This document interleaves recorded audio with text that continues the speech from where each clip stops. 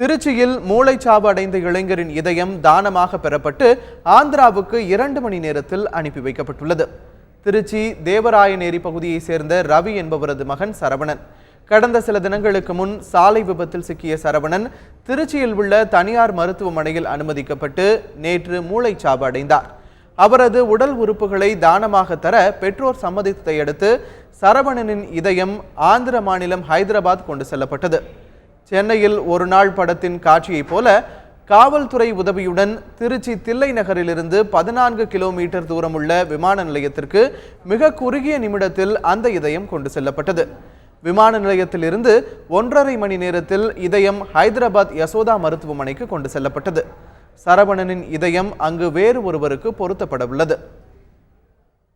எங்கள் இடத்துல இது மாதிரி நடந்ததில்லை. அப்படி நடந்தாலும் இது மாதிரி கொண்டு வருது. அதனால் நாங்கள் எடுத்து போகலான்னு முடிவு பண்ணோம். ஒரு சிலர் இறந்ததை கொண்டு போய் நீங்கள் புதைச்சதுனால அதனால் என்ன பயன் இருக்குது? இது மாதிரி ஒரு 4-5 பேருக்கு தானம் பண்ணிங்கனாக்கா இவர் உயிர் என்றைக்குமே வாழ்ந்துக்கிட்டு இருக்கோம் அப்படி சொன்னதுனால நாங்கள் அவருடைய உறப்பை தானம் பண்ணுறதுக்கு நாங்கள் முன் வந்திருக்கிறோம்.